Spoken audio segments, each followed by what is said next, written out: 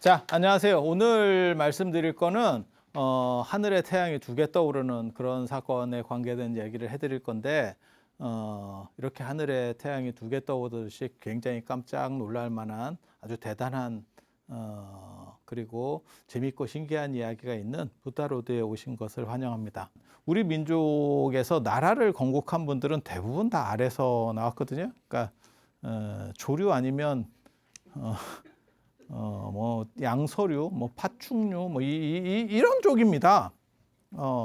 그래서 그들은 왜 저런 이야기를 하고 있는가를 이해를 일단 하시는 게 중요하고요. 그러니까 아니다 맞다를 이야기하는 게 중요한 게 아닙니다.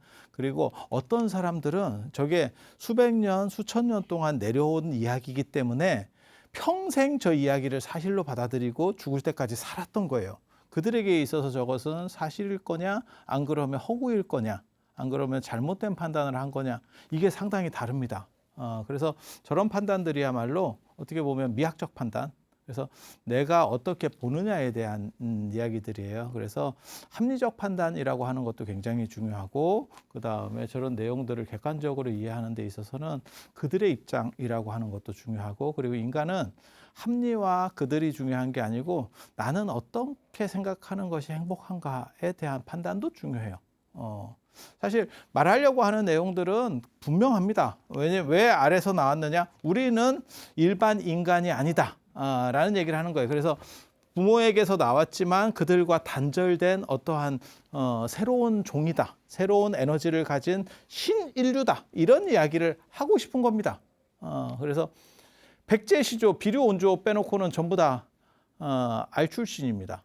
뭐 김할지도 나중에 이제 나오겠지만 김할지도 그렇고, 그 다음에 저 주몽도 알이고, 김수로왕도 알이고, 박혁거세도 알이고, 뭐 다 알이에요. 그리고 비류와 온조도 사실은 아버지가 알이니까 어떻게 보면 뭐 알 밑에서 나온 다 그렇게 가는 거예요. 그래서 거기서는 더러움에 물들지 않고 태어난 신성함. 그 다음에 알이라고 하는 게 새로운 세계를 개척해서 열었다라고 하는 게 있어요. 그래서 데미안 같은 데서도 헤르만 헤세의 데미안 같은 데서도 알을 깨트려서 새로운 세계라고 하는 상징들로 쓰는 거죠. 그래서 그 예전부터 써왔던 상징들이고 사실이냐? 당연히 아니겠죠. 알 속에서 그게 어떻게 되겠어요. 하지만 그들이 말하려고 했던 것은 그런 거였다. 라는 정도 이해를 하시면 되고, 그리고 신라가 가장 오래된 나라라고 기록이 되어 있습니다. 우리가 생각할 때는 백제가 고구려보다 빠를 수는 없겠지. 그냥 상식적으로 생각해도. 왜냐하면 주몽 아들이 내려와서 거기에는 엄청난 여성이 있잖아요. 한국사에서 최고의 여성이라고 할 만한 소선호라고 하는 여자가 있습니다. 한국사 전체를 통틀어서 제가 보기에는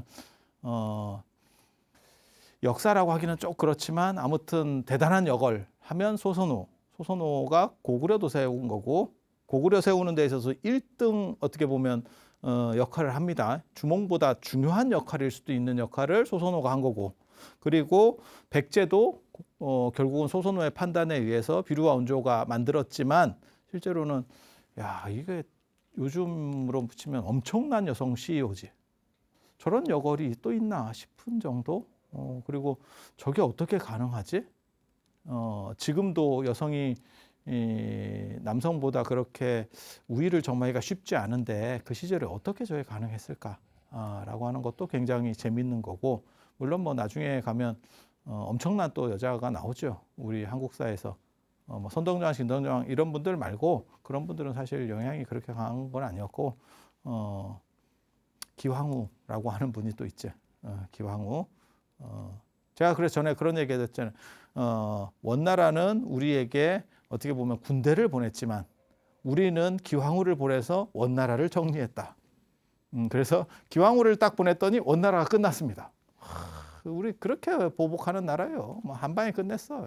그리고 기황후 아들이 결국은 북원의 황제가 됩니다. 그러니까 만약에 원나라가 계속 유지됐으면 기황후 혈족 계열에서 이렇게 내려갔을 거예요. 그거 굉장히 어려운 겁니다. 장희빈 뭐 이런 거 비교도 안 됩니다. 그렇게 생각하시면 안 돼. 공녀로 잡혀간 거예요. 거기서 시작돼서 그 맨바닥에서 그 어떻게 보면 전 세계 최강 국가에서 최고 윗자리까지 올라가는, 그거 인생 진짜 드라마틱한 거지. 저는 너무 멋있는 것 같아. 저는 그런 사람들을 원래 좋아하거든요. 측천무도 내나 그런 과거든. 측천무도 그런 과거든. 그런데 측천무하고 기황후하고 조금 다른 점은 측천무는 정치를 진짜 잘했고 기황후는 어떻게 보면 민비과입니다. 민비과. 그래서 이제 나라가 골로 가죠. 자기 사람을 너무 심지. 이게 물론 그럴 수는 있는데 그걸 그렇게까지 하는 거는 아니거든요. 그래서 좀 문제가 있죠. 물론 뭐 원나라가 그 전에도 해롱해롱 하고 있었어요. 그거를 이제 마지막 숨통을 끊는 거죠. 그래서 신라가 제일 오래된 나라라는 걸 생각하세요. 고구려보다 신라가 빠릅니다. 여기 이제 보세요. 그러면 신라가 57년, 고구려가 기원전입니다. 37년 건국 시점을 얘기하는 거예요. 백제가 18년. 당연히 뭐 고구려보다 백제는 늦을 수밖에 없고 아들이 만든 거니까. 그리고 가야가 기원 후입니다. 기원 후 42년이니까 허왕후가 오는 거는 48년 이렇게 되는 거니까 신라가 압도적으로 빠르죠. 물론 진짜 그럴까는 생각을 한 번 정도는 해봐야 돼. 진짜 그랬을까? 신라가 고구려보다 진짜 빨랐을까에 대해서는 조금 생각을 해봐야 돼. 혐의가 좀 있지. 두 가지 혐의가 있거든요. 하나는 뭐냐면 신라 중심의 통일을 이루었기 때문에 신라를 끌어올리려고 하는 그런 부분들이 존재했을 거다라고 하나 생각해 볼 수 있고, 또 하나는 박혁거세 치세가 60년, 61년 이렇게 되는데 그거를 타당하게 받아들일 수 있느냐? 그 당시 사람들 수명이나 이런 걸로 봤을 때 그거는 뭐냐면 박혁거세 치세를 늘려가지고 고구려보다 빠르기 위한 게 아니었느냐? 아니 그냥 우리가 불순해서 이런 생각들을 잘 해요. 사람이 참 믿음이 두터워야 되는데 우리 약간 너무 한쪽이 이렇게 쭉 길지. 갑자기 그게 길어지면서 박혁거세 치세가 길어지면서 고구려보다 앞서는 거거든요. 20년 차이밖에 안 나기 때문에 이게 뒤집어지는 상황이거든요. 그러면 박혁거세가 원래 60년이 아니었으면, 조금 뒤였으면, 뭐 한 30년이든 20년이든 이랬으면 좀 역전됩니다. 그리고 치세가 너무 이렇게 60년 동안 치세가 될 정도가 되면 무슨 일이 벌어지냐면요. 그 다음 아들이 정상적으로 임금이 될 수 있을까? 아들이 너무 늙어요. 영국 생각하시면 됩니다. 지금 영국 왕세자인데 왕이 됐더니 70이에요. 아니야. 이렇게 되면 이게 지금 개국 초기거든요. 초기에 이런 식 문제들이 벌어지면 이렇게 너무 나이가 든 사람들이 올라오면 그렇게까지 살기도 어렵고, 현실적으로 생각했을 때 그렇게 살기도 어렵고, 그런 사람이 만약에 올라오면 나라가 안정된 상황에서는 큰 문제가 없어요. 저렇게 개국 초에 그런 문제되는 사람들이 생기면 나라가 뒤집어집니다. 나라가 뒤집어집니다. 그래서 나중에 석탈해랑 문제가 생기는 건지도 잘 모르겠는데 아무튼 냄새가 좀 나요. 냄새가 좀 나. 그래서 이 남의 왕을 어떻게 봐야 될 거냐. 만약에 박혁거세의 정상적인 아들이고 하면 그 정도까지 살 수가 있나?에 대한 생각들도 있고, 그래서 이게 약간 뒤집으려고 작전 쓴 거 아니냐. 그런 불충한 생각을 한번 해보는 거죠. 하지만 역사에 나오는 거는 신라가 더 빠르다더라. 이거 사람들이 신라를 좀 떨어지게 보는, 자꾸 우리가 그런 교육을 받아가지고 신라가 늦을 거라고 생각해요. 하지만 나오는 데는 이렇게 돼 있어요. 지금 현재 역사서에는 이렇게 돼 있어요. 그리고 2대 남해왕, 이제 박혁거세 아들. 그래서 박혁거세는 거서간이라고 했고, 그다음에 남해왕부터는 차차웅. 남해왕만 차차웅입니다. 차차웅이 뭔지 잘 모르겠습니다. 아마 우리 방언일 거예요. 방언. 그래서 차차웅이 뭔지를 잘 몰라서 이제 좀 얘기들이 있죠. 그래서 거서간, 이렇게 칸이라고 나올 때는 아마 칸하고 연결되는 어떠한 이러한 부족의 단체장, 집단의 우두머리라는 의미가 강할 거예요. 다 그런지는 저도 정확하게 잘 모르겠습니다. 왜냐하면 나중에 가락국기에 보면 구간 이렇게 해서 9개의 어떤 집단이 나오거든요. 그걸 칸으로 완전히 대치시킬 수 있을지는 잘 모르겠어요. 우리가 이제 북쪽에 가면 유목민들, 저 뭐 흉노나 이런 사람들은 다 칸이거든요. 닭칸으로 쓰는데 그게 어떻게 보면 깃발을 하나 딱 잡고 저 간이라고 하는 글자도 제가 보기에는 그런 요소도 있어요. 이게 지금 깃발 든 것 같은 딱 그런 모습이거든요. 글자 생김새도. 그래서 그런 요소들이 있는 것 같아요. 그리고 예전에 소도 이런 거 이야기 나올 때 보면 사실 어떤 막대기 하나 세워놓고 거기에 신성한 막대기, 신이 오르내리는 막대기, 신의 피레침이라고 할 수 있는 그런 막대기가 있습니다.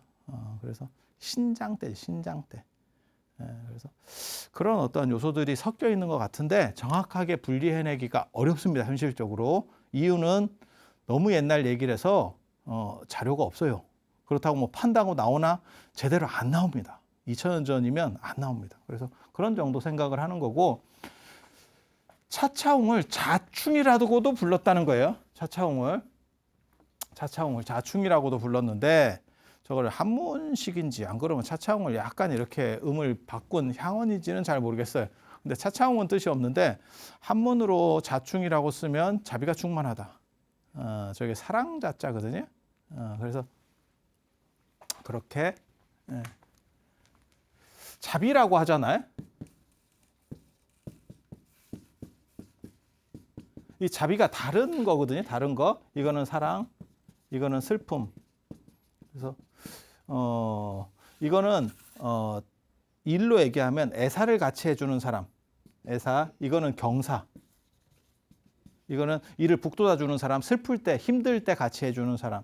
그래서 요게 이제 관련자가 누구냐면 자씨라고 불리는 사람이 있어요. 이게 미륵보살입니다. 불교에서는. 그 다음에 비와 관련된 게 대비 관세음보살. 그래서 저기에는 사람이 충만하다. 저게 진짜 저런 표현인지는 잘 모르겠어요. 그냥 해석만 하면 그런 식도 가능해. 그런데 차차웅을 김대문이 계림잡저라고 지금 추정만 하는 거예요. 저게 지금. 이게 계림잡전이라고 하는 책에 나오는지는 정확하게 몰라요. 삼국유사에는 뭐라고 나오냐면 김대문의 글에라고 나오는데 김대문이 여러 가지 글을 써요. 제일 유명한 건 화랑색입니다. 그런데 저 계림잡전이면 계림이면 경주거든요. 그래서 경주와 관련된 여러 가지 이야기들을 모아놓은 게 아마 계림잡전이지 싶어요. 이름만 남아 있는 거니까. 근데 대충 뭐 다 눈에 뻔히 보이는 거지. 제목 보면 뭐 대충 그런 거죠. 그래서 그걸로 추정을 하고 있는데 거기에 뭐라고 나오냐면 차차웅은 곧 무당이다. 무당이다. 이거 굉장히 중요한 대목이거든요. 왜냐하면 얘네가 무당 집단이구나. 그러면 그게 우리 전통은 아닙니다. 무당이 뭐냐면 강신무예요. 여기서 무당이 두 가지가 있거든요. 무당이 두 가지가 있어요. 강신무하고 세습무입니다. 강신무는 신내림을 받는 사람. 이렇게. 그래서 무당이 이렇게 해서 뭐 하러 왔어? 뭐 이러다가 갑자기 이렇게 하고 갑자기 어린애 목소리가 나와. 그 이제 휘파람 소리가 약간 들리면서 그 이제 세탄이라고 하는데 그것도 이제 새가 거기서 제가 세탄이도 약간 새와 관련돼서 영혼을 전달자로 저 북방의 샤머니즘에서 영혼의 전달자를 그러니까 왔다 갔다 이승과 그 다음에 하늘 세계를 연결해 주는 걸 새로 보거든요, 걔네가. 근데 저게 북방에 뭐 저기 툰드라 지역이나 이런 데 가보면 나무가 큰 게 이렇게 쫙 깔려 있고 평야에다가 새만 왔다 갔다 합니다. 그래서 그 사람들이 생각하는 게 나무 토템, 그 다음에 새 토템. 이렇게 나오는 거예요. 그래서 제가 전에 소대 같은 데도 맨 위에 새를 장식하는 게 그런 거다. 새가 왔다 갔다 하는 전령이다. 이런 얘기도 해드렸었죠. 그리고 그 풍습이 오늘 우리까지 지금 남아있는 게 제사 지낼 때 쌀가루를 이렇게 뿌려놓으면 새 발자국이 찍힌다더라. 뭐 이런 쓸데없는 해봐야 아무 소용 없습니다. 절대 찍히는 일 없습니다. 그냥 쌉소리인데 그 연원이 그렇게 올라간다더라. 라는 정도 생각을 하시면 돼요.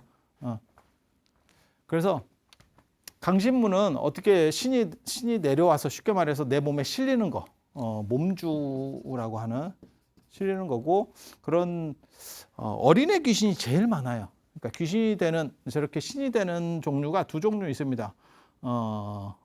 억울해서 죽은, 그 다음에 세서 죽은, 센 놈, 억울한 놈입니다.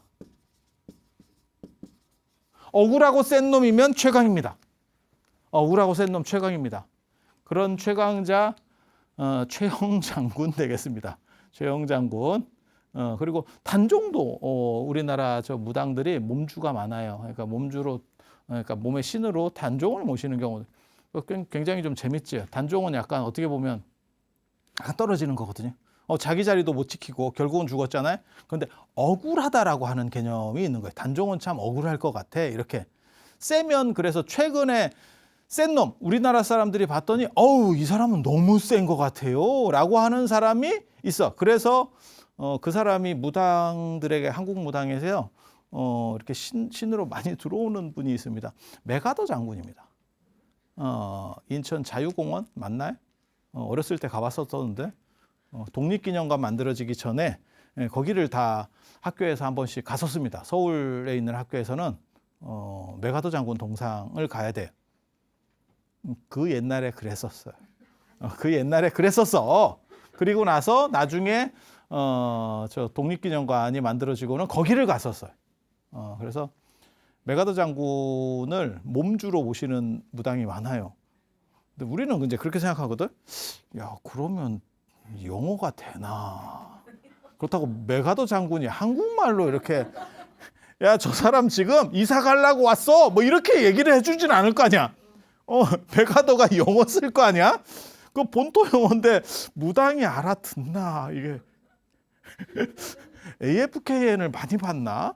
뭐 이런 생각이 드는데, 이제 메가더가 세다라고 하는 인식은 어디에서 오는 거냐면요. 물론 인천 상륙작전이라고 하는 엄청난 대단한 역할을 하기도 하지만 국제시장 그런 거 영화에도 나오잖아. 그죠? 그런데 그거보다 우리 입장에서는 해방되고 나서 그 순사라고 하는 일본 사람, 그러니까 순사는 사실 지금 경찰이잖아요. 별것도 아니잖아요. 근데 그 당시에는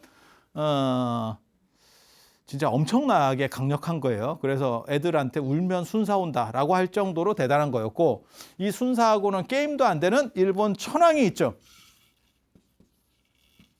일본에 천황이 있는데 이 천황을 발밑에다가 놓고 조인설을 받은 게 메가더죠.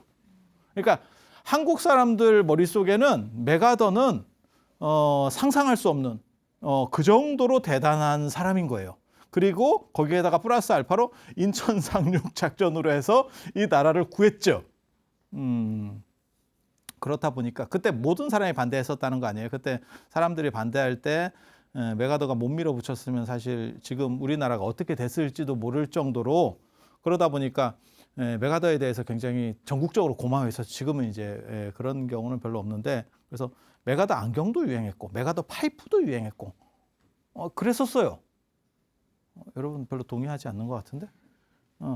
그래서 메가더를 몸주로 모시는 저 무당집에는 메가더 파이프가 있습니다. 메가더 파이프가 있습니다. 되게 재밌어. 그래서 센 놈 몸주가 된다. 그러니까는 신이 된다. 신이 돼서 나한테 실린다. 라고 하는 개념이 있고, 억울한 놈이라는 개념이 있어요. 억울한 사람 누가 있을까? 어려서 죽은 사람. 펴보지도 못하고 죽었다라고 하는 거예요. 그게 이제 억울한 건지는 잘 모르겠습니다.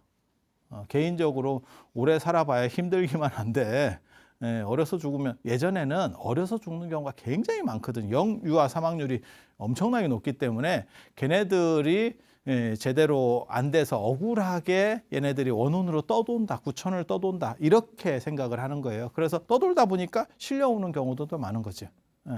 그래서 억울하게 죽어서 귀신된 가장 대표적인 사람, 우리 어떻게 보면 소설 속에 있죠. 장화홍련이죠. 장화홍련. 장화홍련. 그래서 그런 거 생각하면 돼요. 그래서 어린애 귀신하고 시집 장가 못 가고 죽은 사람들이 억울하다고 생각해요. 어린아이들, 어렸을 때 죽은 어린아이들, 그 다음에 시집 장가 못 가고, 이게 뭔지 모르겠는데 지금 생각해보면 그러면 지금 이제 늙어서도 귀신 될 사람 엄청 많지. 시집 장가를 못 가고. 근데 한 번만 더 생각해 보세요, 여러분들. 저런 문제 때문에 죽고 난 뒤에 영혼 결혼식을 시켰었어요. 근데 저 어렸을 때는 그런 게 많이 있었는데 저도 이렇게 본 경우도 있거든요. 근데 저게 뭐지라는 생각도 드는데 결혼을 안 하면 원기가 될 정도로 지금 생각하면 좀 웃기죠. 지금은 결혼이 선택인 상황이고 그때는 결혼이 무조건 밀려서 가는 세대였고 무조건 해야 되는 어떤 통과 의례 중에 하나였었기 때문에 저걸 못하면 원기가 된대. 아니, 남자는 내가 그나마 좀 모르겠는데 여자가 원기가 될까? 여자는 결혼해갖고 진짜 엄청난 고생을 하는데 예, 위로 올라갈수록 시대가 올라갈수록 근데 저게 그럴까? 그런데 여자도 원기가 된대요. 근데 여자는 비율이 상대적으로 적어. 그리고 남자는 더 비율이 많죠. 어떻게 보면. 그래서 처녀 귀신과 몽달 귀신입니다. 그게. 그래서 강신무는 무당이 이제 그 신하고 이렇게 접신을 하는 거죠. 접신을 해서 하는 그런 거고 이거는 북방에서 내려오는 샤머니즘 문화입니다. 북방에서 내려오는 거예요. 북방 유목민 계열에서 이렇게 내려오는 거고 그리고 이게 신라 쪽으로 들어오는 거예요. 그래서 신라 쪽 사람들은 다 저런 게 좀 강합니다. 그래서 신라 쪽은 강신무가 강하고 그리고 저 중에서 제일 많은 거는 애들 영유아 사망률이 높다 보니까 애들 비율이 제일 높고 나중에 이제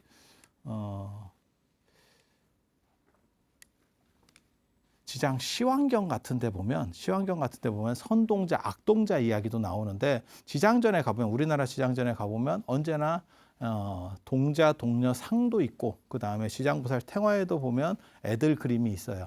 애들 그림이 나오는데 그것도 저런 것과 사실은 연결된 관점이라고 보시면 돼요.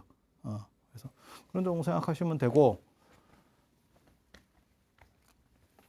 세습무 풍습도 있어요. 강신무는 대부분 무당집 앞에다가 이렇게 짝대기를 하나 세워놓습니다. 여기다가 등 같은 걸 달아놓는 경우도 있고 이걸 대나무로 쓰는 경우도 있고 세습무 같은 경우는 무가를 통해서 그러니까 어떤 노래 같은 거 그래서 한을 풀어주는 거예요. 그게 연극적 요소입니다. 연극을 통해서 안 그러면 그 사람을 대신해서 뭘 생각하시면 되냐면 우리 그 부부끼리 부부 클리닉 할 때 부부끼리 사이가 안 좋고 이러면 서로 이렇게 어떤 내용을 짜가지고 서로 이렇게 대화하고 뭐 이런 거 하잖아요. 그런 비슷한 거라고 보시면 돼요. 그래서 세습무는 무가라고 하는 신을 달래는 노래를 통해서 그래서 저쪽은 백제 쪽에 많습니다. 그래서 백제 쪽 사람들을 이제 뭐가 발전하냐면 판소리. 그래서 뭐 동편제, 서편제 우리 그런 거 무슨 제라고 하는 게 째를 의미하거든요. 째.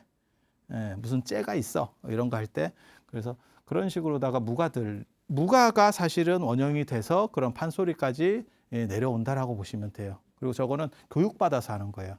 그러니까 점으로만 얘기하면 이쪽은 교육을 통해서 무엇을 암기해서 하는 방식이고 이쪽은 그냥 즉흥적으로 딱 봐갖고 그냥 찍는 거예요. 너 뭐 때문에 왔지? 이렇게. 이쪽은 예를 들면 정보가 좀 들어가야 되는 거고 그래서 뭐 사주라도 불러봐요. 뭐 이러면서 하는 쪽이라고 보시면 돼요. 그래서 이게 계통이 다릅니다. 그리고 이 사람들을 무당이라고 똑같이 부르는데 이 세습무를 이게 단골레라고도 부르고 그 다음에 이 무당한테 다니는 사람들을 단골판이라 그래요. 그래서 여기서 나오는 게 단골 손님이라고 하는 단골이라고 하는 말이 사실은 저 세습무 전통에서 나오는 거예요. 그래서 강신무하고 세습무하고는 다르고 그렇지만 신라 쪽에는 세습무는 거의 없고 대부분 다 강신무입니다. 강신무입니다. 그래서 신기가 강한 사람들, 재정일치 사회라고 보시면 돼요. 그래서 신기가 강하고 그 다음에 뭔가 이렇게 카리스마 있는 사람이 결국 왕이 되는 거 아닌가라는 생각을 해볼 수 있어요. 그리고 그 가장 대표적인 표현이 이거죠. 계림잡전에 보면 차차웅을 무당이라고 한다. 전에 제가 그 얘기도 해드렸잖아요. 화랑 나중에 이제 볼 건데 화랑과 관련해서 남모준정 이야기해서 나중에 삼국유사에서 볼 건데 이 화랑도 경상도 방언에 화랭이가 있고 화랭이는 무당이에요. 무당을 나타내는 표현입니다. 그래서 화랑도 무당이고 국선도 제가 보기에는 무당이고 선이라고 하는 표현 신선선자 선입니다. 조이선인 뭐 저거 할 때 이 국선 화랑의 오야붕이 국선이거든요. 대장이 국선이거든요. 그래서 저런 사람들도 다 무당이라고 보시면 돼요. 그래서 무당들이었기 때문에 신기가 강한 사람이 결국 승자가 될 수 있고 그게 박시석 씨, 김 씨가 이렇게 교차될 수 있는 이유 중에 하나다. 세습이 되는 게 아니고 어떻게 보면 지금도 그런 거죠. 뭐 무당 사회에서 세습보다 저런 세습문은 진짜 세습을 하는 거예요. 아버지가 무당이면 아들에게 그걸 가르쳐 주는 거예요. 어머니가 무당이면 딸에게 그 무가들을 계속 전수해서 가르쳐 주는 거예요. 판소리 배운다고 생각하시면 돼요. 자식에게 그렇게 가르쳐 주는 문화라고 보시면 돼요. 그래서 저거는 종교인 중에서 직업적 종교인이라고 보면 되고, 세습문은, 강신문은 자기가 선택해서, 그러니까 신기를 받아서 이렇게 되는 거예요. 신내림을 받아서. 그래서 그런 차이들이 있다라고 보시면 되고, 이게 다 무당 전통이에요. 무당 전통. 그리고 되게 재밌는 게 이게 일본 사람의 주장인데, 일제강점기 때 일본 사람이 주장한 건데, 자충이 반절법을 쓰면 중이 됩니다. 그래서 승려를 지칭할 때, 스님을 지칭할 때 스님이라고도 하고 중이라고도 하거든요. 제가 그런 거 전에도 말씀을 드렸었는데, 승가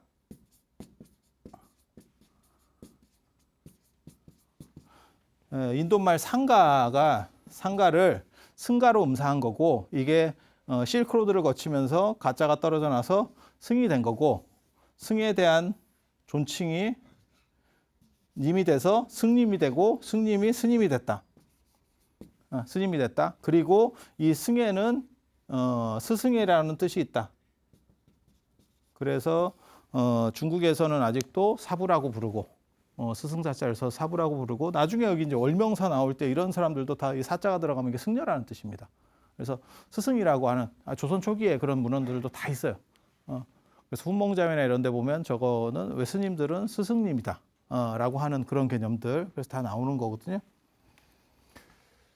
그리고 이거를 번역하면 승가라고 하는 건 단체라는 뜻이고, 원래 그것이 사인, 최소가 사인입니다. 그래서 이게 떼거리라는 뜻이 있고, 집단이라고 하는 떼거리라고 하는 뜻이 있고, 이것을 번역해서 무리중자를 써서 중이 되는 거예요. 그래서 저거는 하나는, 이거는 음역, 이거는 의역, 이렇게. 그러니까는 승은 음역, 그 다음에 중은 의역. 이렇게 보는데 왜 중이라는 말만 저렇게 비속어같이 떨어졌느냐? 스님은 관계가 없는데 중은 중놈으로 붙잖아. 스는 님으로 붙고 중은 놈으로 붙거든. 왜 중만 이렇게 떨어졌을까와 관련해서 저 일본학자의 저 이야기는 굉장히 시사하는 바가 커요. 저 반절법을 쓰면 자충이 곧 중이다라고 하는 거거든.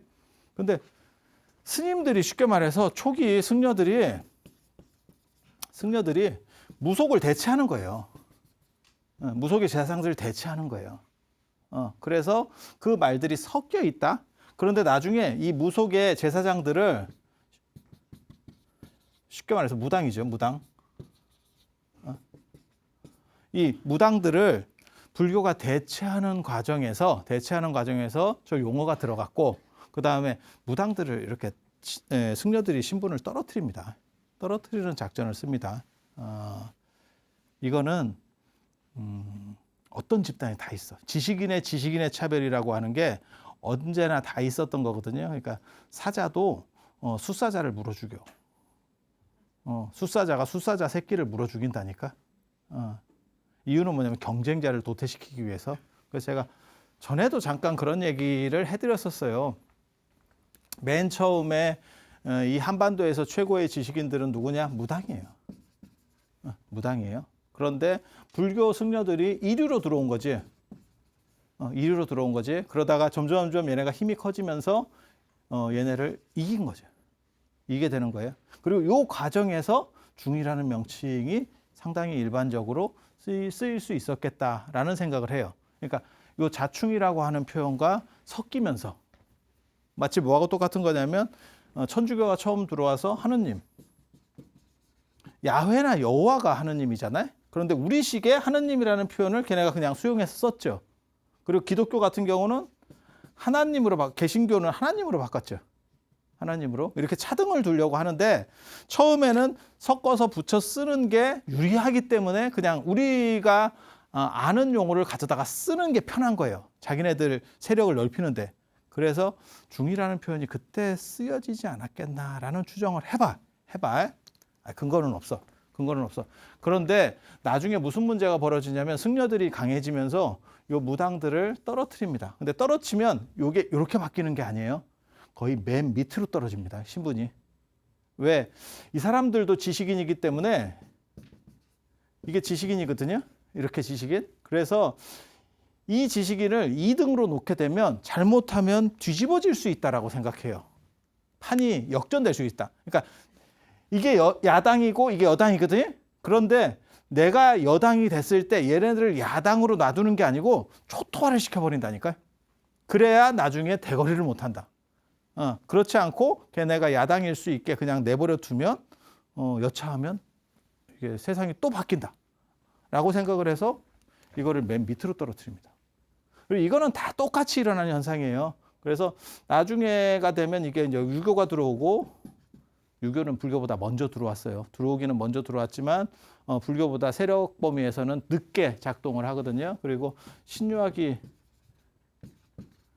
고려 말에 신유학이 신진사대부죠. 신유학이 움직이기 시작하면서 결국 조선이 들어섰을 때 똑같은 현상이 일어나죠. 승려도 일로 떨어집니다. 맨 바닥으로 떨어집니다. 그래서 절대 위아래가 싹 이렇게 바뀌는 거 아니에요. 1등이었다가 2등이 되는 게 아니고 1등은 밀리면 꼴등으로 떨어집니다. 이게 굉장히 재밌어요. 유교 시절에는 조선시대 때는 중인이라고 하는 사람이 2류였고 중인이라고 하는 사람이 외교관, 역관이라고 그랬어요. 예전에는. 외교관, 역관, 그 다음에 의사. 이런 사람들이 다 중인이거든요. 근데 지금은 이런 사람들이 또 올라갔고 이 유교의 선비들은 어디로 갔느냐? 또 맨바닥입니다. 그래서 선비들은 어떻게 보면 비웃음거리죠. 맨 밑에서 지금 세 종류가 모여 있는 거야. 얘네가 제일 위로 올라가 있고 맨 밑에 무당, 승려, 유교 갓쟁이 셋이 모여 있는 거야. 별로 딱 이렇게. 이게 굉장히 재밌는 문화예요. 그래서 지식인이 지식인의 위험성을 알기 때문에 문자를 아는 사람은, 그러니까 조선이 들어설 때도 승려를 핍박할 수밖에 없었던 거는 문자를 아는 사람이 유생 말고는 승려밖에 없어요. 그래서 문제가 일어날 수 있다라고 생각했기 때문에 차별한 거고, 늘상 똑같은 일이 반복되고 있는 거예요. 그래서 이런 정도를 생각하시면 글자를 우리가 이해할 수 있어. 여기서 중이라고 썼는데 왜 중만, 스는 님이 됐고 중은 놈이 됐는가를 해석할 수 있어요. 어떻게? 맨 처음에는 승려하고 무당이 셌을 때 이쪽에 붙어가지고 이렇게 차바닥 하고 있어요. 마치 하느님이라고 했다가 나중에 하나님으로 갈려 나가는 것처럼. 그래서 갈려 나갈 때 요거는 그때 썼던 용어이기 때문에 채 갈리질 않은 거예요. 그래서 이 단어는 얘네랑 붙어 있기 때문에 오염돼 버린 거예요. 오염돼 버린 거예요. 그래서 어떻게 보면 중이 더 오랫동안 사용됐었던 용어일 수도 있겠다라는 생각도 해요. 스님보다 중이 오히려 더, 그러니까 한자로다가 다 바뀌기 전에 향원들을 쓸 때도 중이라는 표현은 존재하지 않았겠는가라는 생각을 해. 그리고 그거는 이 자충 때문에 나타나는 현상이었을 거다. 그리고 그거를 우리 같은 사람들이 나중에 이제 해석할 때는 무리중자로다가 풀어버리는 거죠. 그래서 교묘하게 단어들이 연결이 돼서 그렇지 실제로는 저게 승려들도 뭐라고 본 거냐면 쟤네들 뭐예요? 저 머리 깎고 이상한 옷 입고 있는 쟤네는 뭐예요? 그러면 외국에서 들어온 무당이에요. 저게 인도판 무당이에요.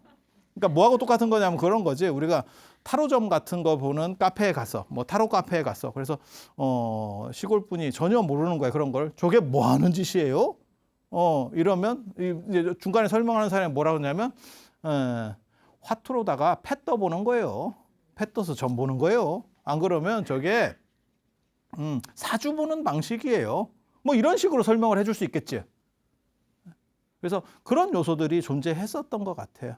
그런데 되게 재밌는 거는 이 표현이 차차웅은 남의 왕한테서만 나오는 칭호거든요. 왕을 가리키는 칭호 중에 남의 왕만 유일하게 차차웅이라고 해. 이 사람이 언제 때 사람이냐면 기원 후 사람, 바로 기원 후 사람. 박격거세가 너무 오래 해서 이 사람이 기원 후가 되는 거예요. 기원 후 사람인데 요때만 차차웅이라고 썼는데 여기에서 중이라는 표현이 나온다는 얘기는 야, 불교가 그 시절에 그 근처에 들어와 있었던 거 아니야? 라는 생각을 해볼 수 있게 되는 거예요. 야, 저게 아니면 그거보다는 좀 늦더라도 생각보다 527년이 아니고 기원 후 얼마 뒤쯤에 바로 어떤 방식으로든 들어온 거 아니야? 라는 의심을 해볼 수 있는 거예요. 그것과 연결해서 할 수 있는 게 나중에 허왕옥 얘기죠. AD 48년에 나오는 허왕옥 얘기. 예전에 제가 얘기했었습니다. 허왕옥, 금관성 파사석탑 쪽. 그래서 그렇게 생각을 해볼 수 있고 또 한 가지가 뭐냐면 도솔가 얘기가 나와요. 도솔가 얘기가. 도솔가. AD 28년에 도솔가를 지었대. 이게 도솔천 얘기거든요. 야, 28년에 도솔천 얘기가 왜 나오지?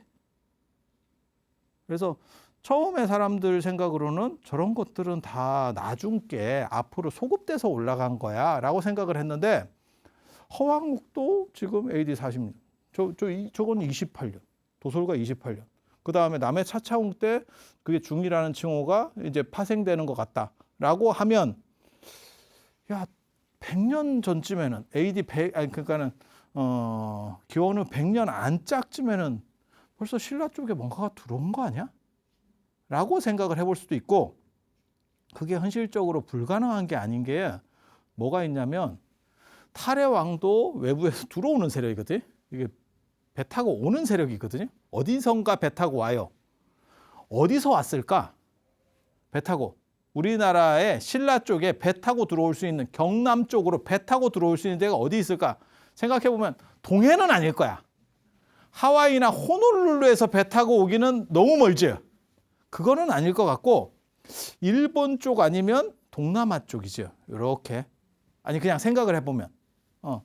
그러니까 일본에서도 저 맨 남쪽 끝 유구국 오키나와 이런 쪽을 경유하는 게 아닐까라는 생각을 해볼 수 있는 거예요. 근데 저 시기에 허왕옥 이야기 있지, 배 타고 왔다는 얘기 있지, 탈해왕 얘기 있지, 김수로왕 얘기가 이게 다 얘네들 도대체 이게 뭐 하는데 이렇게 자꾸 배 타고 온다는 얘기가 있지?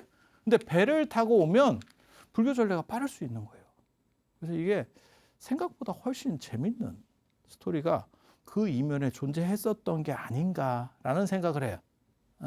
그렇지만 자료가 없기 때문에 요 몇 가지 가지고 이제 때려 맞추는 거지. 그렇지만 이게 논문은 못 써요. 이 정도 갖고는 논문은 못 써. 이 정도 논문 쓰면 네가 뭘로 증거할 건데. 딱 세 가지. 허왕옥, 자충, 토솔가. 아니 도솔가 이거 내용이라도 좀 적어놨으면 참 안타깝지. 됐을 것 같은데 이게 뭐라도 약을 팔 건데 이게 쉽지 않아. 쉽지 않아. 하지만 무언가 다른 냄새가 나. 그리고 도래인들이 왜 자꾸 그때 나오지? 라고 하는 거. 그리고 근데 좀 있으면 다음 시간에 얘기해 드리겠지만 석탈해하고 김수로 왕하고 또 신통 대결을 벌이는데 그런 이야기 스토리나 이런 걸 보면 저게 좀 불교 느낌이 굉장히 많아요. 불교에서 뭐 12왕 이야기 틱한 그러한 설정들이라고 할까? 그래서 과연 진짜 불교가 그 옛날에 한반도에 1차로 전래를 했었는가? 그러니까 경남 쪽에 한번 이렇게 올라왔었나에 대해서는 여러 생각들을 해보게 되는 그런 부분이라고 보시면 되고 그 다음에 이제 말씀을 드릴 게 이사금이라고 하는 대목이에요. 이사금, 입금. 탈해왕이 뭔지 모르겠어요. 저 석탈해 좀 애매합니다. 캐릭터 진짜 좀 야리하거든요. 이유가 뭐냐면 석탈해가 저 남해왕하고도 아니지 유리왕하고도 한번 부딪히고 충돌하고 집니다.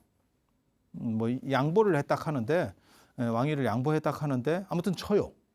그래서 유리 이사금 다음에 석탈해가 왕이 되는 거고 석시에 어떻게 보면 첫 인물이 되는 거고 그 다음에 김수로 왕하고도 경쟁을 한다니까 쳐요. 석탈해는 쩔인가? 이게 동네 북인가? 왜 이쪽에서 신라 쪽에서도 지고 왜 가야 쪽에서도 지고 도대체 얘는 뭔가? 그런데도 불구하고 또 왕이 돼요. 도레인으로서 이미 어느 정도 갖추어진 집단의 왕으로 오른다는 건 쉬운 건 아니거든요.